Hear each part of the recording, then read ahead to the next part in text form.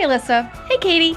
Welcome to episode 353, and we have a very special guest today. We do. We actually got to meet him in person in Chicago at NAR headquarters when we went in March. That's right. So will you please tell us who we're about to talk to? Yes, we are about to talk to Bennett Richardson, who is NAR's Chief Marketing and Communications Officer. He has spent over 20 years working at the crossroads of tech, policy, and media, including big roles at Google and Politico. At NAR, he leads marketing, communications, and events with one big goal: strengthening the Realtor brand and building consumer trust. He's focused on making sure the world pays attention to what realtors actually do. I mean, what a big, important job. Yeah, and he has been at NAR for less than a year. He was part of the revamp. Right. He's very passionate about bringing professionalism back to the Realtor brand. No doubt. And you're going to really enjoy this chat that we have with Bennett. Yes, enjoy. Hey, Hustle Humbly community. We've got an update we're really excited about. Our monthly lives are officially getting a new name. Say hello to the Hustle Humbly Hangout. And here's what that means. We're stepping away from teaching style classes during our monthly lives because honestly, you already get weekly teachings from us on the podcast. The Hustle Humbly Hangout is different. This is your time. It's a space to listen in, share what you're working through, and talk about what's feeling tricky in your business right now. We're brainstorming, problem solving, and working together to come up with ideas and solutions that actually help your business. So once a month, come hang out with us. Tell us what you've got going on and let's figure it out together. We can't wait to get to know you the way you already know us. Not in community? Come join us at hustlehumblypodcast.com/membership. Hi, Bennett. Welcome to Hustle Humbly. Thank you all so much for having me. It's great to be here. We're excited to have you here. We already did your intro, so we're going to just get right into the meat of it because unfortunately, when we went to the Influencer Summit, your part of the presentation got condensed down for time, and it was the one we were most interested to hear. Yes. So now we want to deep dive back into it and hear we want to flush it all the way out. So we're going to share some videos and ad campaigns and things outside of this episode with our audience, but we're going to talk to you about all things marketing. Yes. Amazing. Well, I really appreciate it. And that's the joy of being the host of something like our little Creator Summit, is that I want to make sure all my colleagues get plenty of airtime, but I'm excited we get a chance to dig in more. Where would you like to start? Okay, well, I would like to start with the fact that we felt very uncomfortable with the title influencer. So we want to know from NAR's perspective, how do you decide who is a real estate influencer and what makes you choose those people to maybe get involved and bring their voice to like the main office of NAR? Yeah, great question. Well, first, you'll be glad to hear we're kind of moving towards creator, which I think is a little more inclusive. And so we're calling this the Creator Summit and kind of our creator community moving forward. Because I agree with you. Influencer has, depending on who you talk to, influencer has some positive or negative connotations. But no, to answer your question, I mean, we really wanted to talk with and just begin to build a dialogue with and some opportunities just to share information with all sorts of voices from across the industry. I mean, one of the first things that I noticed, so I've only been at NAR for about 9 months. I started last summer during our mid-year Realtor legislative meetings here in DC. And one of the first things I noticed was just that the association really hadn't been investing in a lot of different relationships. Certainly with the traditional press, we needed to do things differently. Something that I think I talked about when y'all were in Chicago, but one of the things I was most proud of for last year, we did hundreds and hundreds of media interviews, which is great. But more importantly, we issued 0 no comment responses when the press asked us about what's going on at NAR. And so that kind of just open for business, open for conversations, ready to discuss things is the posture that I want us to have moving forward. So as a sort of an extension of that, one of the things I noticed really quickly that y'all obviously know better than anyone for a long time is just how many conversations, how many communities exist across this, massive real estate industry across the country. And I was really struck by 2 things. Like, one, how many amazing podcasts and, Substack newsletters and social media personalities exist of all shapes and sizes from every corner of the country. And both, back during the kind of Sitzer-Burnett settlement and the practice changes, as well as all the way up to now, and through all the different changes we've been going through these past few years with Nakia coming in as our new CEO. Lots of conversations in those newsletters, podcasts, social media conversations, all those different communities, lots of conversations happening, but NAR never really made an effort to be a part of those conversations. And so for me, as somebody who's worked in digital and social media, marketing and communications my whole career in lots of different ways, it was just an obvious, guys, we need to start reaching out to people who are having these conversations, cultivating these great communities around the country, and just, not just, we need to get on the show. We need to beat the drum and get all sorts of positive coverage. It was quite the opposite. It was more like we should have a conversation with folks. They should know the change that we're trying to bring about. We would love the feedback. We really did want it to be a two-way conversation, because especially for folks like yourselves, the opportunity to not just talk with creators, but also to talk with realtors who are kind of cultivating communities around their work and business as a realtor is such a valuable and kind of precious and special thing for us to be able to have that feedback and have those ideas. And so that's really where the concept came from. And for us, it was really looking at all different kinds of those different categories that I mentioned. So what are some of the, social media communities that are starting to develop in different corners of the industry? What are some of the, podcasts and shows and newsletters that, and it's not just about who's got the biggest following or who has the, the longest list or anything like that. For us, it was more about where is that authenticity? Where is that professionalism? And really just trying to be a part of good conversations and try to identify folks that might want to get some more, information or education on different topics and start to have those conversations. So we were really excited that second time around, anyway, that we got out of the spam inbox and that y'all accepted our invitation. It was great to have you. Yeah, and I feel we can speak to the fact that we went in very cautious and wondering, is there going to be a big ask of us? Surely they're not just inviting us here to update us on the status of NAR.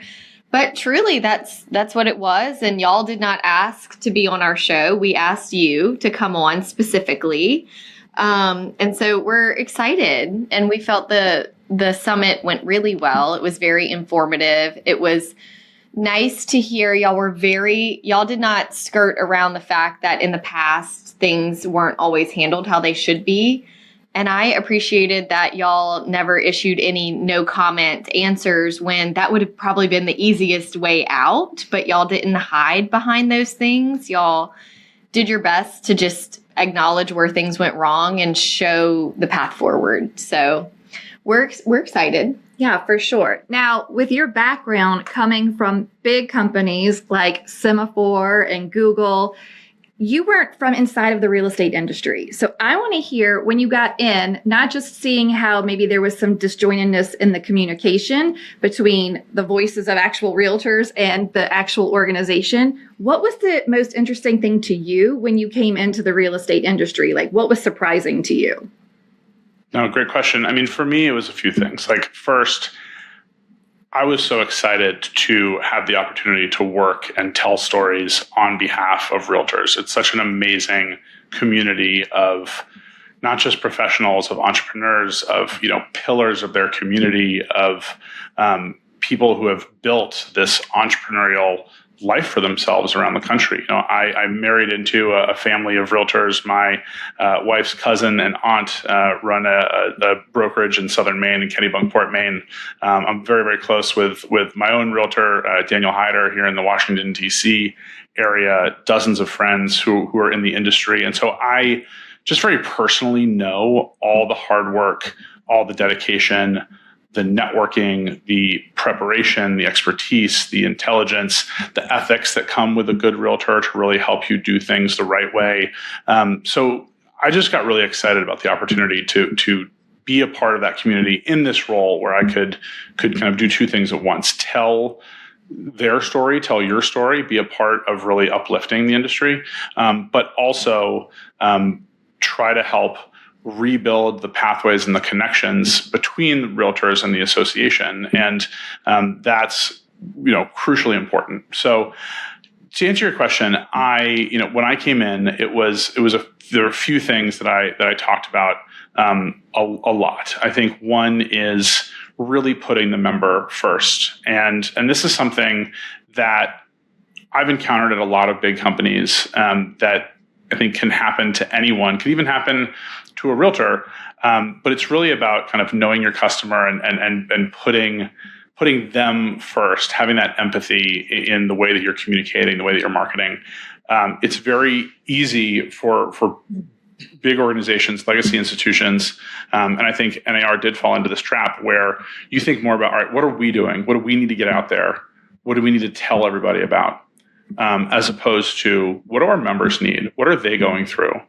How do we get to know them better? How do we get to really deeply understand the multitude of different kinds of personalities and perspectives that exist across these millions of realtors, and tell them that story and bring them that education and information? And so for me, that idea of putting the member first has been front and center to everything that I've done. And that's anything from really cranking up our data capabilities simply so that you get more info from us about things you care about, and you get less info from us about things you don't care about, to revamping the consumer ad campaign in a way that still lives up to its purpose to make home buyers want to seek out working with a realtor, but also has a dual purpose of really reigniting and reflecting the pride that realtors feel in having chosen this and developed this as their profession. And so that's the piece that I think it just animated everything that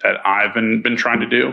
And it's great because it is such a vocal community that we have so many opportunities at our events. In conversations like this, I just got a great handwritten note from a realtor in Cleveland about something she heard on one of our podcasts. The feedback is everywhere, and you just need to be ready to listen.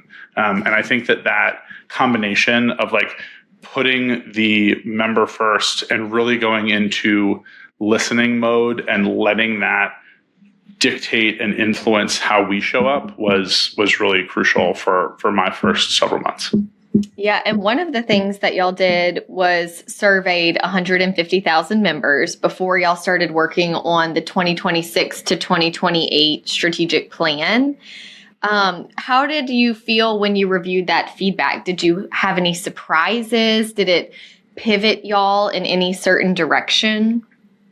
It's a good question. I think there were a few things that really stood out to us. In addition to the survey, we also did dozens of focus groups. And these were maybe even more helpful because it was that live, candid, unfiltered reaction. And we very specifically wanted to talk to people who were fed up with NAR, right? We actually sought out saying we had some groups who I self-identified as being satisfied with their NAR membership, and some who expressly identify as not being satisfied with their membership. We did that with agents. We did that with brokers. We actually also did that with either former or non-NAR member folks in the in the real estate industry. And for me, and this is going to seem like, sort of duh for you and many of your listeners probably. The thing that I think stood out to me and just became a real North Star for me was this idea that NAR needs to exist to serve its members and to help its members thrive in their business, right? And I think that everything that we do needs to be able to ladder back to that. Like we want every member, and we need to have every member feel that for every $1 you put in of dues, you're getting $2, $3, $4, $10 back.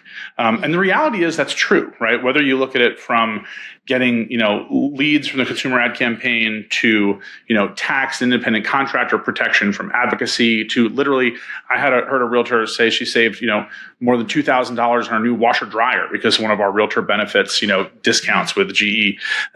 So it's just telling that story of really how do we get back to the bottom line of like, what is this association exists to serve? And it's our members and our members' business and our members' livelihood. And so I think that was the piece that really just, really jumped off the page for me in our surveys and in our focus groups. And I continue to really push all of my colleagues to say, that's great that we launched this new thing. That's great that we've got this cool new research. That's great that we, made this amazing progress on Capitol Hill. But how is that helping our members get to their next transaction, keep more money in their pocket when it comes to, we're in tax season now, right? And same thing for your clients, right? Like, what are some of the things that we can do on the consumer advocacy, public policy, education side of things that both connect more home buyers and sellers with realtors, but also put more money back in home buyers' pockets when they're trying to save up for that down payment and everything else. So I think that was the piece that just jumped out loud and clear. And again, I'm sure it's obvious for dues paying members, but for me, that is the North Star that I think about every day is how can we make sure everything we're doing levels back to helping realtors grow their business and helping realtors succeed. And one thing I felt when we were listening to each section, each speaker, the legal team and the PR team, and one was realizing how little I knew what y'all did and realizing that y'all are doing a lot, but making sure the members even know about what you're doing. I want to piggyback on that before you respond, Bennett. The members, there's so many, first of all, and then there's all these services, right? So you're like, we're trying to focus on being of service to our members. The problem when an organization has been around for so long and gets so big, you keep layering on, new feature, new thing you can have, new class, you can get a discount on your, washer dryer. How, as a communications person, are you able to get that information out to realtors who can actually then utilize it? Because it's the Firehose effect. We're getting too many things. So how do you say when a new member joins, how do they find out what they have and what to use and what's spam and what's not? And it's just really hard to filter. So what is your advice? Yeah, no, that is the crux of our challenge. And I think it's about pathways. It's about curation. It's about personalization.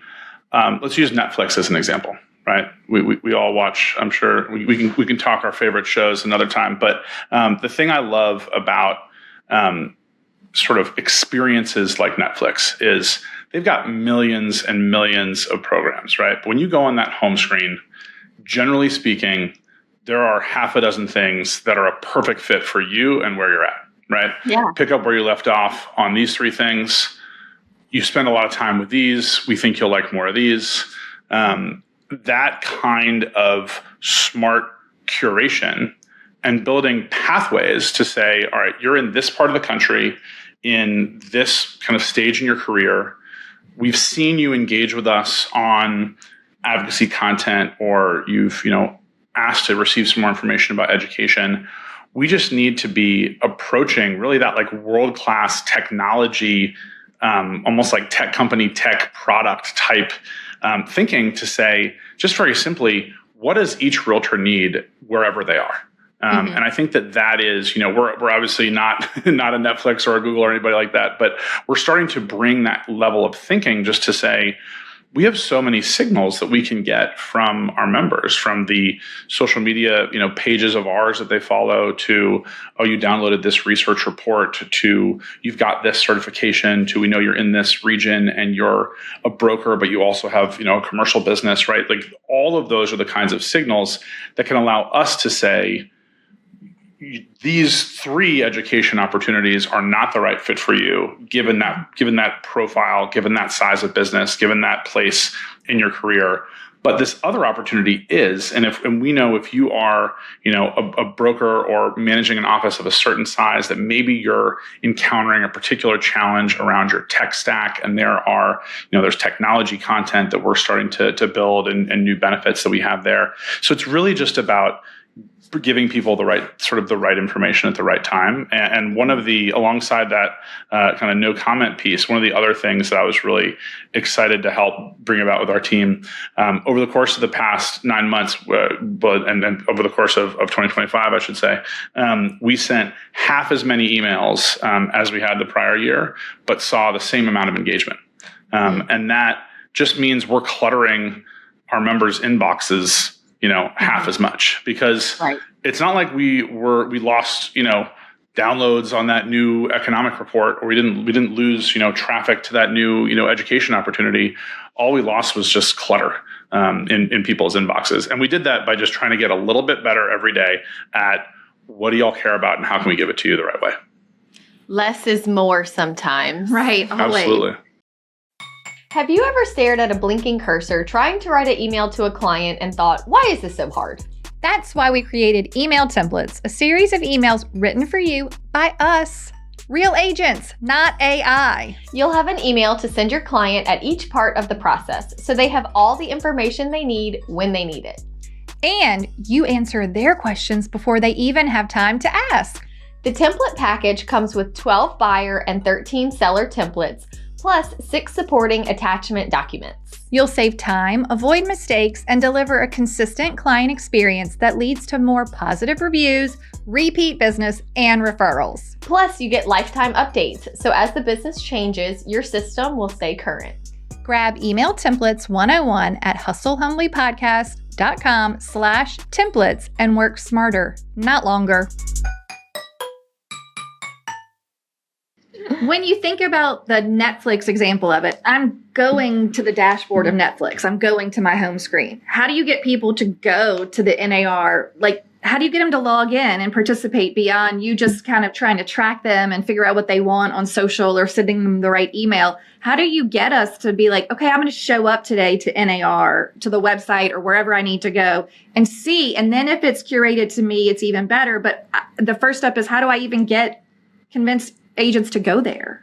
Totally. Yeah. And our goal is certainly not to make, the NAR.realtor homepage like everybody's, addictive destination every day, which would love that task one day. But no, I think it's also just bringing that information to our members the right way, right? And I think that part of that starts at the very beginning, right? Part of that starts for a brand new realtor, a brand new member, when they first, sign up with their local association, take their, code of ethics, pledge and training and begin that journey. We are really thinking through how do we set that up the right way. And so everything from, all right, let's make sure that, the second that happens, you also have a chance in an easier way than ever before to tell us a little bit about yourself and the kinds of things that you're interested in, right? And then doing a more thoughtful approach to, okay, what's that week one email look like? What's that month one email look like? Things like that. Yeah. So I think that piece is really important. Doing the same thing on our social media channels is really important. We have dozens of different social media channels across all of our different, everybody's favorite platforms for our research work, for our advocacy work, and then for NAR itself. And so it's also about being really smart and more human and more engaging about how we use those channels. One of the things I've been working on just over the course of the past couple of months is taking something that might have been a little infographic with a couple of bullets in the past and saying, hey, we actually have a great junior economist who might be working on that particular topic, or a great member of our advocacy team who was lobbying on that policy. Let's go down the hall and get them on camera talking about that. And that's just one more way to try and just educate our members on what's happening. And so in that sense, it's doing the same thing that realtors are trying to do, which is like, how do we create human compelling content that gets our audiences to take the action that we want them to take? And so in our case, it is, we want to make sure that members get as much out of their membership as they need to, right? It's not everything, but we want to make sure that if you need something to take that next step in your career, then we have something that can help you do that you at least know where to get it and know how to do it. So it's definitely about bringing that out to the members at the right time, and not just expecting that everybody comes to the NAR website all the time just to tinker around with their settings or anything like that. It's definitely about bringing it to the people. I remember when the advocacy portion happened and she was sharing some of their wins with the taxes and the 1031 exchanges, not just the independent contractor status taxes, but like the independent contractor status affects us. The 1031 exchanges affect us and our clients and our investors. And I remember thinking, dang, it made me want to, hearing her passion for the wins that they have gotten, made me want to email all my investors and say, did you know that this is being worked on? This is what the realtor community is doing. So I think it's really smart that you're working on different platforms to just let us know this is the information for us to even share with our clients, which is valuable. The strategic plan talks a lot about modernizing the association and rebuilding those partnerships. When you think of modernizing this association, what kind of stuff? Is that incorporating the social media and other aspects? Absolutely. It's all of the above. I think it is, one, just making sure that we are being as effective and efficient in every corner of the association. So that is everything from how are we taking advantage of all the tools that exist today, just to make sure that the association is running in a way that is really stretching every dollar as far as possible. And so that is certainly everything from making better use of our data, in terms of just not bothering members with the wrong things and not missing an opportunity to connect them with the right things. But that's also, even on our own research, right? One of the things that we've been doing, you all had Dr. Yoon on recently, which was a great conversation. We hired an amazing kind of visual data scientist, like a data visualization lead, onto his team. And so we published 80 different kind of graphics as a part of our research team's output this first quarter. That was something that we just weren't doing in the past. That's we maybe published a couple of those every month, and we published 80 of them, and that's just little things, right? That might be a little heat map to show you how prices are trending in different parts of the country or things like that. But that's just, again, modern communication that's helping our members get more out of, in that case, our economists and our research. And so modernizing the association cuts across every part of the work that we're doing, from overhauling our legal team to me bringing in a ton of new leaders across market. 3057. Yeah. Hey guys, I don't know what just happened. I'm so sorry. There's a speaking of modernizing the association, apparently we need some new, Ethernet cables and Wi-Fi routers floating around here. On our end. We weren't, because all of a sudden you're just chatting it up and then you were gone. Yeah. Okay. Sorry about that. No, that's totally fine. But to finish that thought, modernizing the association cuts across all of these different pieces. And a big part of that is also being good stewards of every part of this community, right? And so that is also, as you mentioned, partnership. That's rebuilding our relationship with brokers and brokerages.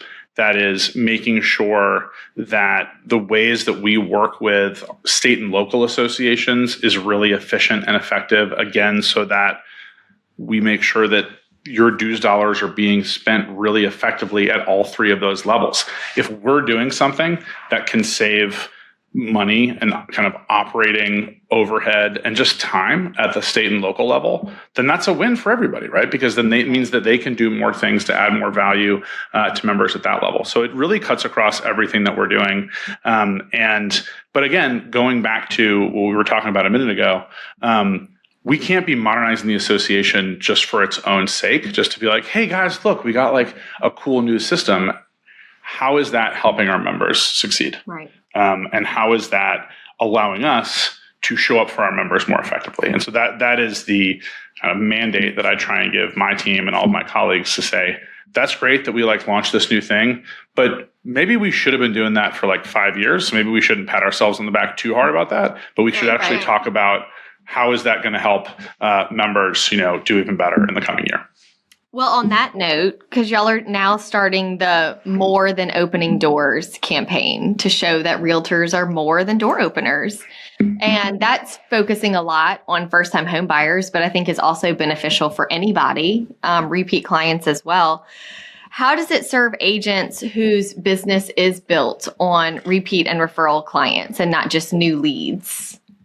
Yeah, no, great question. I mean, I think that our goal for the campaign was to really show consumers, and we've certainly kind of prioritized first-time home buyers, but the reason for that being that's the moment where consumers are most actively considering, how am I going to go about this massive transaction? Mm-hmm. For most of them, the biggest transaction in their life.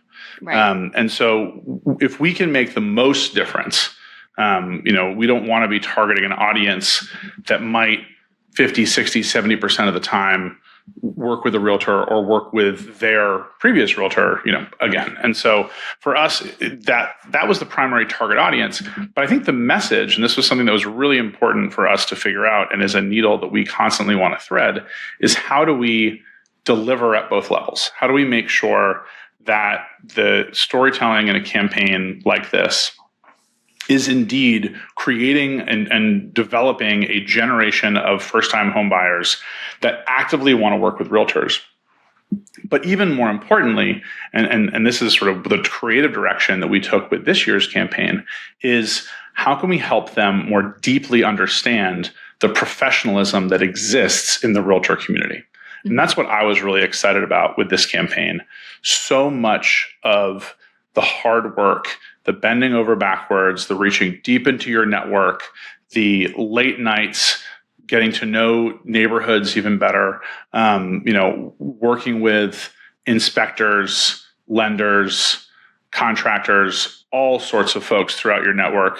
So much of that happens behind the scenes. And so even for the best realtor with a really tricky situation, if you're doing your job, it almost seems sort of seamless and effortless to those clients through parts of those situations. And so that was a value opportunity for us to say, let's peel back these layers. Let's put the realtor at the center of this storytelling, certainly on behalf of their clients, but just show. And again, we had to pack a lot in, so we did some fun kind of camera stuff through the ads to pack all this into 15 and 30 seconds and little 10-second reels that you'll see on your Instagram stories and things like that. But to really show, hey, those questions that you ask during a showing, your realtor's already thinking about the 10 people they need to call and the 3 offices they need to run to, and all the ways to figure those things out for you. And I think that's what I loved about the campaign, was the opportunity to bring the behind the scenes hard work, ethics, expertise, preparation, professionalism of realtors and put it front and center. And so that was the goal for us, is that this really increases an understanding and appreciation of the depth of professionalism and hard work in the industry, no matter who you are, and hopefully does those two things at once. Both engages consumers, gets them excited about seeking out working with a realtor, but also really has realtors themselves feeling really seen and appreciated by that campaign, and hopefully starts to reignite some of that pride that so many real estate professionals feel in being a realtor. Yeah, absolutely. It's kind of like y'all do so much, but how often are you showing and telling us? Same with us. We do so much behind the scenes, but how often are we really communicating to our clients specifically what's going on behind the scenes and how much work actually goes into it, when at the closing table they say, you made it so smooth and easy, and they don't even know what happened back there. So I think it's a great campaign. I do too. And I really liked that during your talk, you brought up ways that individual agents would be able to use the campaign. Can you talk to that a little bit? Like how, we all hope that the national campaign helps our brand and, makes realtors look important and valuable to the public. But as an individual agent, beyond hoping that it just gets seen by the general public, how can we utilize the campaign? Yeah, in lots of different ways. And so, first of all, so the campaign just launched about a month ago. So it's still, fresh and getting out there. For realtors, we have an entire hub where you can, download all of the ads and all of the images and all of the, videos and audio and all the things. It's the website's just resources.realtor. And so that has every piece of the campaign. One of the things that I've really enjoyed so far is that it's a moment to encourage a conversation. One of the reasons we got excited about this direction is that this concept of like resetting and re-educating the stereotype that all realtors do is open doors, like that's already a conversation that's happening. One of the things that we were excited about with the campaign is just to see that there were already hundreds of reels and TikToks around the country of realtors starting to do what we were trying to do with the campaign, of saying like, hey, I don't just, open doors to the open house and the showing. Here's the literally 100 other things I do throughout the course of my day and throughout the course of my week. And so I think there's two things that we're excited about. One is just with the existing campaign, we've already started seeing realtors share the campaign and use it as a moment to start a conversation with their communities about all the ways that they uniquely show up for their clients. And some folks might be experts on inspections. Some folks might be experts, in other areas. Some folks might have appraisers in the family, like y'all do, right? And so there's all sorts of different things that I think just creating that space for that conversation is really exciting. But that's just really part one. The other thing that we're doing right now, and again, this is just about how do we help, elevate this entire ecosystem. We've had dozens of state and local associations who have their own kind of remit from their state and local members to do some of this as well, right? To educate and drive business specifically to realtors in their areas. We have dozens of folks in different states, dozens of associations who are using these ads to power their own kind of state and local association branded consumer ad campaigns. So there are states and places that you'll see the campaign show up, but it might say Louisiana Association of Realtors instead of NAR or next to NAR in it. And so that's one way that's extending. And then the last piece of the campaign that we're actually building right now, and I've actually got a focus group this afternoon, had another the last couple of days, and there have been fascinating conversations, is to also start to figure out how can we use all of the data that we're compiling, all of the work and the research and just the creative ideas that go into a campaign like this. How can we use that to help our members get better at their own marketing, right? And because obviously marketing yourself, marketing your listings, marketing your expertise and the areas of your local market or areas of the transaction where you're an expert in, like those are all so important for kind of breaking through the noise in such a big industry. So we're working on something called the Realtor Studio, which will really start, I think, as something as simple as lots of different templates and tools where you can say, hey, I really liked how this campaign told this story. Here are some ways that I can adapt that, for my own social media or my own, postcards or, listing collateral and things like that. And then we'll continue to evolve that over time to include more resources, maybe little trainings, access to data about what we know about, first-time home buyers, what they're engaging with, what they care about, things like that. So it's, again, for us, it continues to be that same question. How do we help realtors succeed in their business? If we see any sort of expense area for realtors, like marketing, and say, hey, maybe there's a way that we can help offset some of that because of the things that we're already investing in. So that's the journey. We're still early in the process. We're like I said, in focus groups right now to really understand, all right, what kind of tools do you use? Like if you're using Canva to develop your content and your collateral, like what kind of shortcomings might you run up against, or what kind of things do you love about it? Who in your office is helping you with this stuff? Are you in a small office that doesn't doesn't have a marketing person, or are you in a larger office that does have one? So just really getting to know all of that texture of like how marketing kind of exists across lots of different kinds of realtors at different stages and scale in their career. And then we're going to use that to it'll start again as sort of templates and tools, kind of an extension of ways to use the existing campaign. But then I think we'll grow into a real asset to hopefully help a lot of our members, especially those smaller, independent, one person shops, small teams, things like that, to be able to up-level their marketing in a cheap and free way that's already included with their NAR membership. Yeah, because it doesn't matter if you're in a big office or a franchise, or you're still a brand of one. Mm-hmm. I mean, maybe even if you're a team, there's still a face of that team. So everyone is going to need to build their own personal brand in order to keep their business, moving. Mm-hmm. Yeah, absolutely. That's good. Okay, I have one final question. I know we've taken up too much of your time, but if there's something... No, it's all good.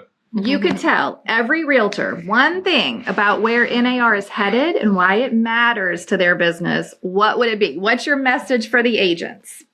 Yeah, no, it's a great question. I will say that there are a ton of really talented, really dedicated people showing up in Chicago and in Washington, D.C. every day, only thinking about how we can serve you better and how we can help you grow your business. And I think that just knowing that and taking kind of a moment to realize that, I think hopefully will help folks feel a little bit encouraged about the direction that we're going. But two, we are all hungry for your feedback, right? We want to know, what are you getting or not getting from NAR? What if you took, one of our education, certifications or designations, you said, man, if I could just add this one, course or one chapter to that, I feel like this could really take it to the next level. Or you're, trying to figure out something with AI and you haven't seen a recommendation or a policy or a best practice, from us on that yet. Like, we want to hear that, because we are literally actively trying to build this future member experience, but we can only do that if we know what our members want that future member experience to be. So that's I guess my shameless plug is one, reach out, let us know on, whether it's through social, through email, through, reaching out to your state and local association, just like let us know how we can be helpful. But two, I think just sort of rest assured that we're, no realtor should wake up every day thinking about NAR, but there's a whole bunch of really smart people waking up every day thinking about you. So we're really happy to be here and working really hard to build this, future chapter for NAR. The future is bright. Mm-hmm. I love it. Thank you so much, Bennett. We so much appreciate you taking your time to speak with our audience.